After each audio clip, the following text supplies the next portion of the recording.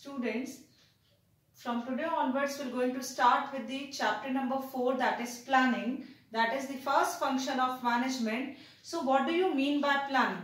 Now, sitting in present, when we are deciding in advance what to do, when to do and how to do, that is known as planning. That is why planning is also called as a trap to capture future. It bridges the gap between where we are and where we want to go. Today we are just studying in order to score good marks in boards. Sitting in present, we are deciding and doing the planning for the future. This is known as your planning. Coming to the features, or we can say characteristics of planning or nature of planning, the first one is it focuses on achieving objective. Whenever we are doing any sort of plan, it is for achieving one or the another objective. When you plan your studies, it is for just achieving good marks. When your papa is doing planning or financial planning, it is to earn good profit. When your mama is planning for any of the dishes, it is to provide you with the tasty food. That means each and every planning revolves around one or the another objective. Second one, primary function. Now, what do you mean by primary? Primary means first, okay? So, among all the 5 functions, planning is the first function which gives kick start to all the other functions of management. Third one, it is futuristic in nature. We cannot make plans for present. We cannot make plans for the past which has already been gone. We can make plans only for the future. After this video, I am going to take my dinner. What does it mean? That means planning is futuristic in nature. We can make the plans for the upcoming future time period. That is why planning is futuristic in nature. Coming to the fourth one, pervasive in nature. Pervasive means it is required at all the levels of management and in all the kinds of organization, whether profitable or not. Okay, your mama is running a non-profitable organization, at that time also is doing a planning for kitchen.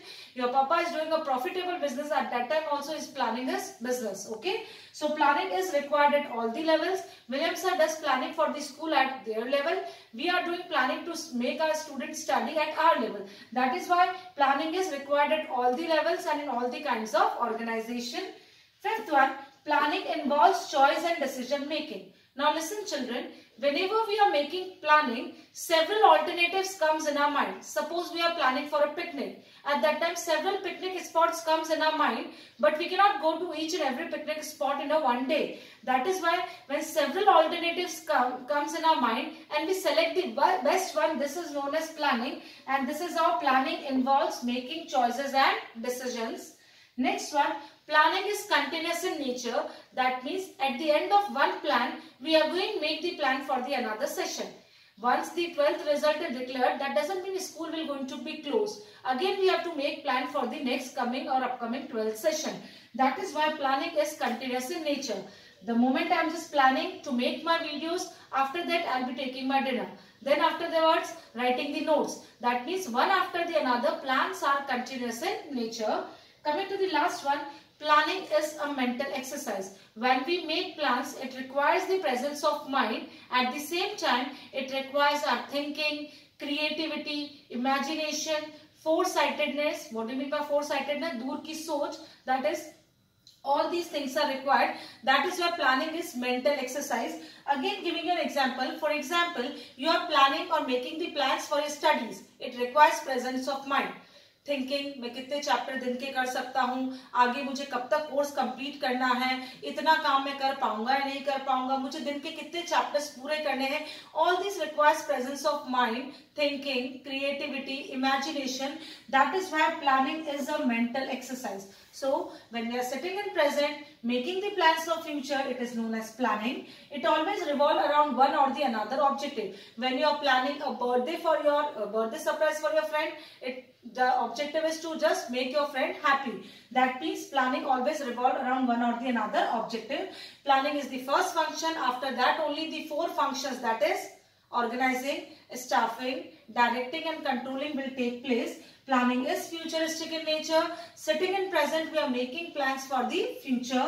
Planning is pervasive. It is required at all the levels and in all the kinds of organization, whether profitable or not. Planning involves choice and decision making, because whenever we are making planning, several alternatives comes in our mind. But selecting the best one involves choice, and this is how we done with that of the planning. Next one, planning is continuous in nature. That means after the end of the one plan, another makes the plan for the next session. Next one, planning is a mental exercise. It requires creativity, imagination, foresightedness and all these things. That is why planning is a mental exercise. And here we have completed with all the characteristics of planning. With the next video, we'll proceed further with the chapter. Thank you.